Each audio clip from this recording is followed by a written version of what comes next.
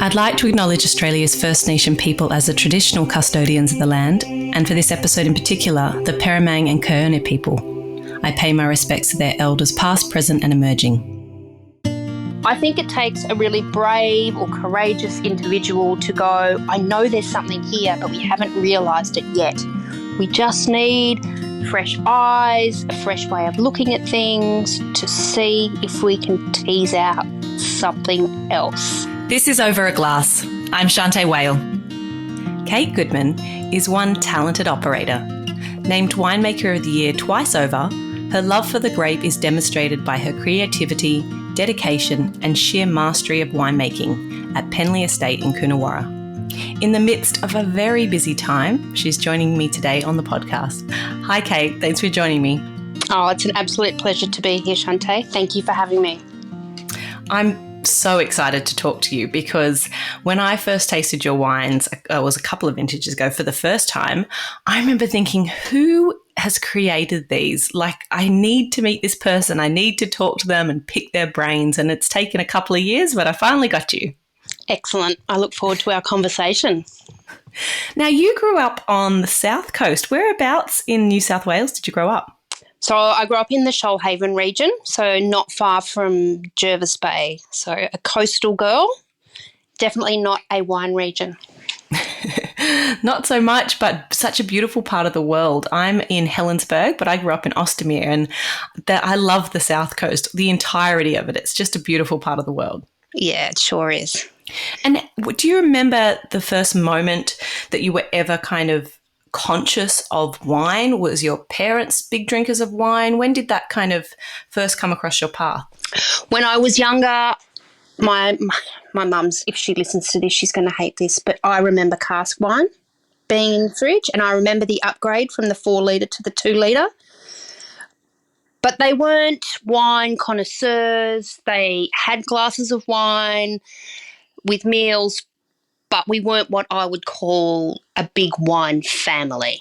That's probably pretty kind of common in that kind of era, wasn't it? My father drank cask wine, and I agree. I remember going from the 4 litres up to the 2 litre Yolumbas, and still I enjoyed a glass or two, that's for sure.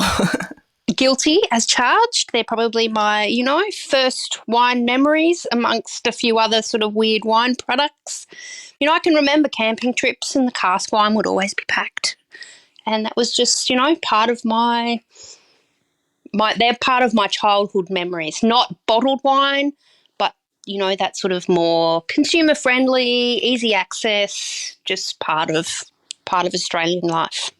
And especially with something like camping, I mean, the perfect kind of packaging to take camping is a big, soft, bag in a box. So it makes complete sense.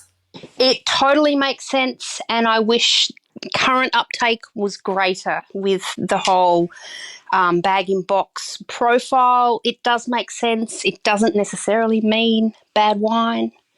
In fact, Penley tried to do it quite a few years ago, and it was all just too hard, to be honest. But it makes sense. Yeah, I mean, there are some good guys forging forward with it. So let's just hope that we can only support and see how it goes. But I agree with you. I hope it gets taken up too. Now, you studied biomedical science.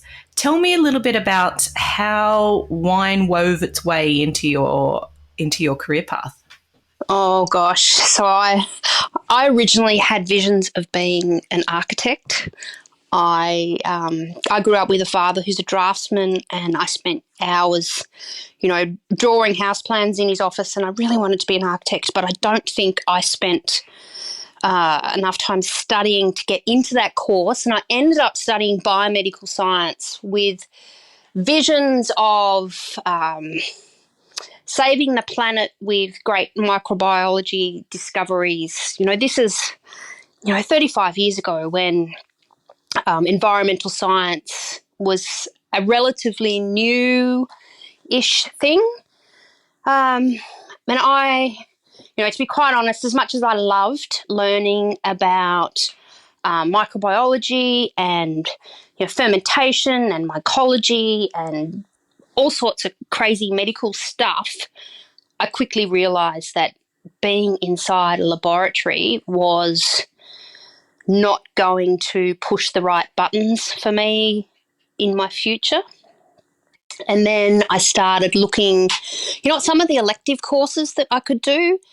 And there was a bit, some food tech where I first learnt, about cheese and how they made dehydrated yeast and brewing and winemaking. And it's like, oh, these things sound fun. And I did finish my biomed degree.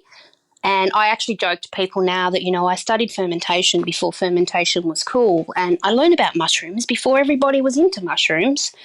But I went and got a job in a winery for vintage. And I think I was just hooked. I loved it. I loved the idea of being physical, of making things, of, being outside but being inside, the adrenaline of harvest, and I never looked back. That's it. Hooked. Oh, that certainly sounds a little bit more exciting and a little bit more hands-on, that's for sure. Your first vintage was at the Mecca at Wirra Wirra. Tell me a little bit about that first vintage. I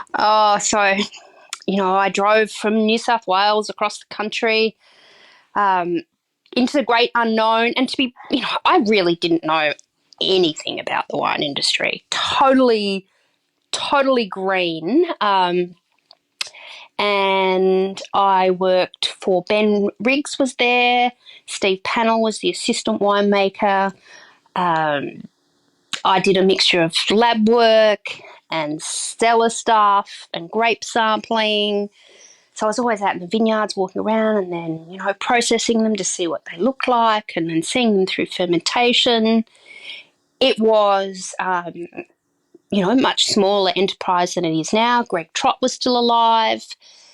It was a really fun, we worked hard. We probably played hard. But it was, it certainly, embedded itself in my heart as an industry that I wanted to be involved in going forward. Wow, some amazing mentors and people to learn from. After you decided, yep, this is definitely what I want to do, and you had that vintage experience, you then went to the Clare Valley, so a little bit more remote. What was your experience out in the Clare? So up in the Clare, I went to work with, I actually followed Steve Pannell up to there, and we were working at Tim Napstein, and different range of varieties, I guess. Obviously a lot more Riesling, cooler than McLaren Vale, smaller. It was a smaller winery. It was, it was just another experience. And by that time, I was also studying winemaking at Charles Sturt University by distance education. So it was just that, growing. I understood more of the winemaking process. So you start to ask more questions and think about things more and, gaining more knowledge, seeing more vineyards. It's just that, the small building blocks, learning your apprenticeship, working with really great people. Makes all the difference, doesn't it? In terms of, I haven't actually met someone that studied, via long distance. Did you find that difficult considering, you didn't have other colleagues around and students around to kind of bounce ideas off? Was that difficult, did you find? So when you study by distance education at CSU, you do go to what they call residential schools. So all the people studying from all across the country would all descend into the university's campus in Wagga, and we'd all get together and spend a couple of weeks and tell stories and, swap phone numbers. So was it... I don't know. I'd already been at university. I guess it was hard to sort of make time for the study, perhaps, but I didn't necessarily miss the, going to classes so much every day. And the harsh reality was that there's no way I could have afforded to do it full time because I'd already done 1 degree. I needed to be working.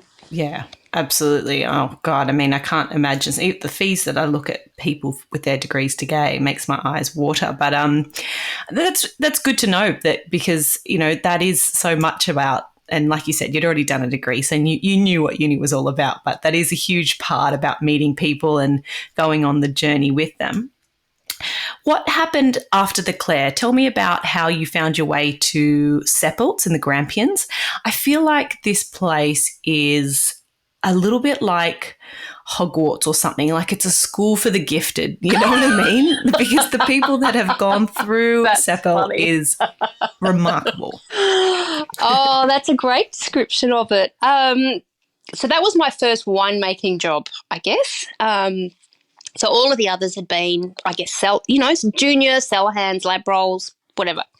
So I started at Seppelts in Great Western as an assistant winemaker, worked my way up to, winemaker over the time that I was there. It was under the South Corp banner, so it was corporate. It was a corporate wine company through the 90s. And let me tell you, it was such a wonderful experience. The people I got to work with, the people I got to taste around a table with was amazing. You got to see wines from across the country. You got to have amazing training. It was a really great foundation for the future. I got to work with incredible fruit, sparkling wine, table wine, incredible old Shiraz vineyards in Great Western, Riesling and Chardonnay out of Drumborg, sparkling grapes from across the country. It really was. I had a really great time, and I learnt an incredible amount and worked with really good people. That's awesome to hear. I've heard from a few winemakers now that do say when you have your first role, go big, go into a kind of larger corporate operation and then go small after that, just because of the sheer ability to use their resources and have access, like you said, to different fruit from around the countries. And you had kind of the best of both worlds, I suppose, because you had some smaller experiences, but then you got to just see, how a big winery operates and just what it takes to kind of work on that level. Of course. So you learn, not only do you learn winemaking skills and taste around the bench with incredible palates, you learn how to manage people. You learn logistics. You learn management skills. Like the list of things that I had training on and experience with, compared to, going to a small winery as an assistant winemaker, maybe doing, 300 tonnes, is like, it's just a chalk and cheese experience. And even to young winemakers now, I would certainly say, yes, go. You will learn a lot. But remember, the 90s, it was a bit of the glory days. Australian wine was on a high and everyone was flushed with funds and, nothing was out of reach. But if you put through a sensible proposal, more often than not, you got it over the line. It was terrific. Gosh, I hope that is coming back around. We can only pray, but yeah. Oh, yeah. I mean, it wasn't excessive, but it was, there was certainly lots of opportunities. Yeah, and lots of demand. Oh. Yeah. And then after your time at Seppelt, you gathered all that information. You then took your first chief winemaker role at Punt Road in the Yarra Valley. And then you stayed there for 13 years. So you must have enjoyed it. Tell me a little bit about the Yarra Valley and also just kind of what it's like to step into a chief winemaker role. Well, it was pretty daunting. It was the first vintage for Punt Road, so there was wet concrete when I started, as in it was, of course it was just in time. The brand itself didn't exist, but there were established vineyards with that operation. It also did quite a bit of contract winemaking, so the owners of the business had set a whole lot of stuff up. That first vintage at that winery is perhaps the hardest I have ever done because of a number of factors. It was a big season. I didn't know the vineyards. There was no style direction. It was all new. Incredible responsibility. But that aside, I stayed for a long time because the Yarra Valley in Victoria it's a really beautiful place. There are incredible vineyards. The wines that come out of there are amazing. I really loved what I was doing at Punt Road. It's so nice to hear. I mean, I love the Yarra. I love the wines that come out of there, the styles, the different expressions, but also its location's so hard to beat as well because you do have the city at your fingertips as well. So it's in a very sweet little spot, isn't it? Oh, you've got that nailed. It is. Yes, it is definitely, that dream where you live in the country, or you could live in the city if you chose to, but I lived in the heart of the Yarra in Healesville. But you could duck into the heart of Melbourne to go for dinner, to do something artistic, go and see a live band, and it's all just there. But then you can also go back to the expanse of the countryside. Yeah, it was hard to leave. It's amazing. Well, you took on more than just Punt Road. You also established your own label in 2012, Goodman Wines. Do you remember any major mistakes or challenges that you had when you had your name to the label? What was that like? Having your own wine label and starting out, it was amazing. It was great to actually, touch every grape and make your wines is such a satisfying process. And I had a young son at the time. Levi was born in 2010, so he was little. But I would suggest that my personality is not a great sales personality. So I found that aspect of the business, of having my own wine business, the hardest. It's like the making of it was the easier bit, but the selling was the hardest. And, talking yourself up and talking your wines up and getting them in front of people, it's not where my personality naturally travels to. So for me, that was the hardest bit. Yeah. Yeah, I can see that because I think, you would think, you made all the wines, all the details, you're the perfect person to speak on behalf of them. But maybe it depends on the personality. But I can imagine, trying to tell somebody why a wine is so beautiful and how you managed it without big noting yourself, or it would just feel awkward. So it's much better to either let somebody else do that or, like you said, to make wine for somebody else. Yeah. I still miss it, and I may be dabbling again at the moment, but there is an incredible amount of joy and pride beyond working for somebody else when you do your own. And that's not suggesting that you don't go all out for somebody else. It's like the buck really does stop with you when it's yours, sort of thing. I don't know. It's different. And especially once I had my own winery, because I leased a winery for quite a number of years, and that was another step altogether. That was awesome. That was great. A big space, and just I suppose like a blank canvas, you just do have this ability to craft something that's totally unique. And I think that's, and then you had some great little collaborations with some other winemakers there too, didn't you?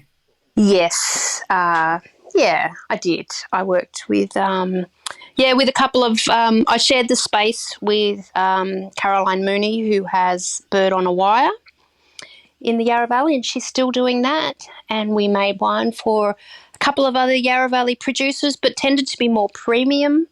You know, I made the wines for Ronnie DeStasio for a really long time at Punt Road, and then he moved to our new Yarra Valley Artisan Winemakers space. So, you know, you do forge great relationships with people and characters over time. Talking of good relationships, in 2015, you were approached by your boss, and I believe the creative brief was do whatever you like, so long as it's not what has been done in the past. First of all, who says that ever, and what kind of dream boss is that? That was the vision of Ang Tolley, one of the owners of Penley Estate, and I think it takes a really brave or courageous individual to go, I know there's something here, but we haven't realised it yet. We just need fresh eyes, a fresh way of looking at things to see if we can tease out something else. So that's it's a pretty cool thing. And I don't think anyone else has ever said to me, you know, experiment to the point of failure. You know, push as hard as you can. And if it doesn't work, don't worry about it. We'll try again next year. It is amazing, isn't it? What a luxury. I mean, what a gift. Exactly. That's exactly what it is. It's somebody just handing something over to you. I mean, I love that idea, but I think about putting myself in your shoes. How do you go about doing that? So you've come from the Yarra, you're now in Coonawarra, you've got this amazing label, but it is taking a new path. Where do you start, and how do you go about doing something no one's ever done before? Where do you start? Oh, it's pretty hard. I remember walking into the vineyard the first time, having tasted the wines that were already in existence and going, these two things don't correlate. I'm not seeing the vineyard in the wines, or the quality of the fruit is so much better than I was expecting. All right, this is exciting. And it was almost like I had to, you know, put blinkers on, head down, and try and ignore what everybody else around me was doing, and I guess just be guided intuitively to what the vineyard could give. I don't think we experimented all that hard the first year. It was a bit of a, you know, let's just see what we can do. But then the first little step outside the normal lane was making an early release Cabernet Franc from grapes that had been made in a much more traditional manner to go into a full-bodied red wine. Instead, it was like, oh, let's make it like Pinot. Let's make it like those Cab Francs that come out of the south of France that are released and they're unoaked and they're delicious. Let's just try it. And it worked, and it was delicious, and it worked so well in the market that it went from being what we called a project wine or an experimental wine to being a core range, and now goes around the world. So it was just that whole, what can the vineyard do? Oh, okay, what have I learnt from making Pinot Noir in the Yarra Valley? Let's use some whole bunches. Let's be gentle. Let's not put it into barrels. Let's not extract all the tannin. So it was just about, you know, you just got to be open to possibilities and let your mind wander into what I call the grey areas, you know, where, you know, anything can happen. We don't just have to make big red Cabernet. We can, you know, or big sort of medium to heavy bodied traditional Cabernet. Let's see what else we can do. I love that. And I think Gosh, it must have been a relief for you when you went into and looked at the fruit and thought, this is great fruit, because if you went the other way and went, God, this fruit's awful, you think you'd have to be a bit of a magician to pull a rabbit out of the hat. But what was the response from the community? I'd love to know, because Coonawarra is pretty, it's pretty, tight-knit and lots of well-established relationships. When you kind of released that first Cabernet Franc, what were your peers' thoughts? I think there was a lot of curiosity. There was a bit of a what the hell's going on up the road. There was cautious interest perhaps, but maybe not so much early on. It was only, it took a few years for, a bit of conversation to start happening about the things that were happening, because we weren't only making, I guess, more contemporary wines. We were still making serious Cabernet, and that's still a very important part of Penley, is making good quality, serious Cabernet, but we're also sort of trialling all these other things. And, now when you look at what's going on down in Coonawarra, which is a pretty traditional region, there are people trialling different bits and pieces. There are some, it's not all just old man red wine. Oh, I shouldn't have said old man. It's not just that a traditional Cabernet that's coming out of that region. I think there is a bit more of an open view of what is possible. I agree with you. And as somebody who's always loved the Coonawarra, I'm really relieved to know that there's some recipes and some wine brands that haven't changed much and are still doing something that really works for them. And then you've got, really exciting, bit more challenging, bit more experimental stuff too. It's got everything now. And I agree with you. I think that, Coonawarra knows what it does well, because it has wonderful sites and beautiful old vines, but there is room for all the expressions out there. And it's never been more of an exciting time for Coonawarra, I don't think. I think Coonawarra going forward is in a really great place. It's a cool region. Our seasons are getting hotter, which, for many regions in our country, that is not necessarily a positive thing. Maybe it's going to work in that region's favour. I think, Yeah, I think so. An incredible place, a beautiful place to visit, and just, too many cellar doors to want to check out. But I'm thrilled where Coonawarra is at the moment. And you can still get a $20 absolutely superb Cabernet that will age for 10, 15, 20 years at $20. Like, it's insane. It's absolutely insane. I do wonder, if we were an hour from Melbourne, though, I don't think it would be that way. It would be taken a bit more. It would be taken, more seriously. Not more seriously. That's not the right word, but it'd be trendy if it was near Melbourne. Everybody would be drinking it. Yeah, and everyone would be dabbling in it. It is, I feel, at the moment, a region that doesn't get the kudos it really does deserve. And there are people that kick the boots into Coonawarra that have actually never been there, or you'll ask them, when was the last time you had a wine from Coonawarra, and they'll go, I don't drink them. It's like, well, you can't kick the boots into something that you don't know,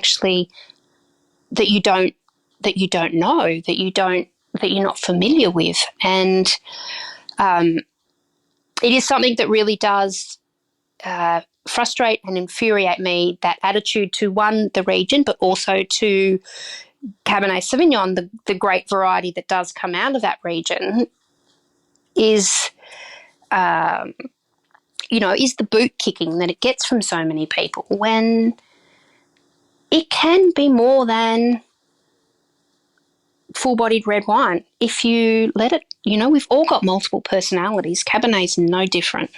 It's so true, and it also has such a interesting timeline in its life, and that's why I love it. they drink beautifully young and all that kind of wealth of black fruit. And then, and with 5-8 years of age, they change. And then goodness knows in 20-30 years, they are a completely different beast. They're enjoyable equally at all of those stages. So I want Coonawarra region to do well. I want people to drink Cabernet, but there's a selfish part of me that wants to kind of keep the secret, No, more people need to understand that the tannin profile of Cabernet makes it just such an incredible food wine. And I wish more people would give it a go. I really do. Well, with the amazing wine coming out of Penley Estate, I can't see why they wouldn't. What is Cabernet your favourite variety to play with? Is there a variety that you're working with at the moment that you really are finding lots of joy in? Oh, that's like saying I've only got one child, but I'd imagine that's like saying which one's your favourite child. And at the moment.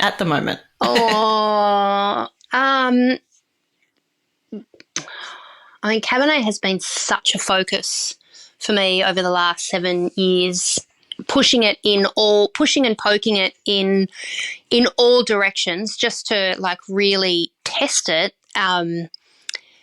It has certainly tested my patience, my brain, your stamina. It's tested everything, and I feel like I have learnt so much more about that variety and perhaps have a lot more or have respect for it, because of course I used to make Cabernet under my own label when I was in the Yarra, so I've been working with this variety for a long time.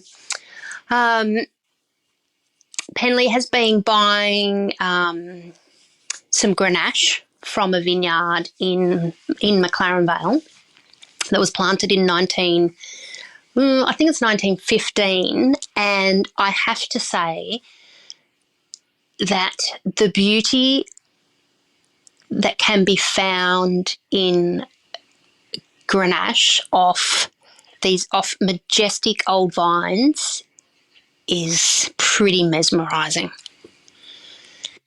It may have sort of, it's finding very much a place, but I do love Cabernet. At your heart. You answered that very well, and thank you for that. I appreciate it. Now, when you're not drinking your own wines, is there another of your kind of colleagues' wines that you'd like to shout out that you really support year in year out? Only one though, because I know that you have a lot of friends with great wine. Oh my gosh, how can I only choose one? The phone will ring as soon as I hang up. That people are like, why didn't you pick mine? Why didn't you pick mine? I do believe variety is the spice of life, and I do taste and drink wine from all over. I do drink wine from all over the world, but certainly all over the country. And I'll sort of say,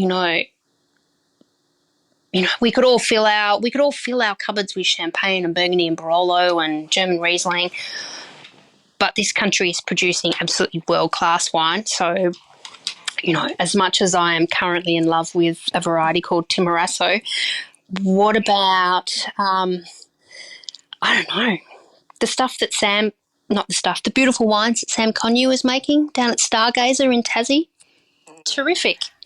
Very good call. She is making fabulous wines and an amazing individual to boot. And Timorasso, cool variety. Really enjoy it. Not a lot out there, but what a fleshy, fun, savoury, cool white wine. It's so random that I remember being at lunch. It's probably 2.5, maybe even 3 years ago. And quite often when you're at lunch, wine just gets poured. You have a sip, you keep talking, whatever, don't really pay that much attention. And I had this glass of wine poured for me. And, not too often do you get completely stopped in your tracks with a whole lot of, what is this? Wow, I've not smelt something like this before. And it was an Italian, it was a Timorasso from Vietti, and it was just mesmerising. It was beautiful. So, I don't drink lots of it, but I am just a little bit fascinated with that very, very, with that variety, and there's very little of it in the world. So it's a pretty random little thing that just popped into my head then. No, I like it a lot. And I've seen a couple of at some wine shows in the last year, and I thought I was really like, yes, somebody bought Timarasso. I'm thrilled to see it. Now, I feel like I'm just pushing you up against a wall and asking you all these tricky questions. But one last question is, today, if you can only have 3 drinks for the rest of your life and you had to decide today, what would they be and why? Only 3. Let's say alcoholic drinks, because we know that coffee and water and tea and things like that would absolutely have to be in there. I'm going to start with tequila, top-end tequila. I know everyone drinks gin and tonics. However, I really enjoy tequila with like a salted grapefruit. That the Strange Love, salted pink grapefruit and tequila, ice. So a Paloma, I guess, is sort of what that is. Love it. I find it so refreshing, and that's my go-to mixer, I guess. So there's one. I would have to have Chardonnay on that list. I think Chardonnay is such a terrific and expressive variety, a variety that expresses both its place but also its maker, and I really find that quite interesting that both of those personalities can come through. And on my current journey, I'm going to say Grenache. I've relocated over to, and I live over in South Australia, and I have fallen for Grenache. So I'm going to pop that in my list. And it can be so many things. It can be, that sort of really textural style that you can get out of Yangara. It can be wines with great personality.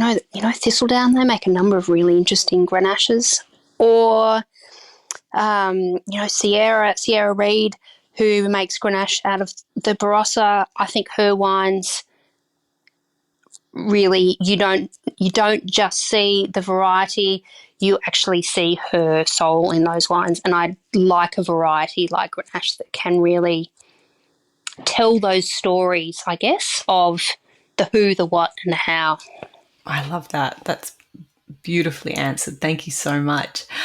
Well, I agree with you. Variety is the spice of life. I think my 3 wines would change on a daily basis, and that's the blessing we have of being able to drink what we want, when we want, and with whatever amazing food that we have. But it's been such an honour chatting to you, Kate. You do an amazing job. I don't need to tell you that.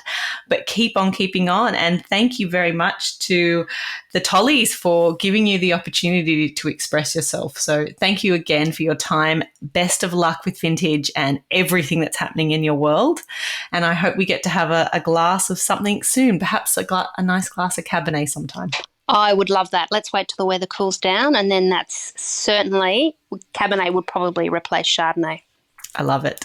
Thank you so much. I really appreciate it. Thank you so much. This is Over a Glass. I'm Shanteh Wale. Stay tuned for more stories from the world of wine and drinks. Listen in every Thursday on your podcast app. Follow us on Instagram at overaglasspod and contact us at overaglass@deepintheweeds.com.au.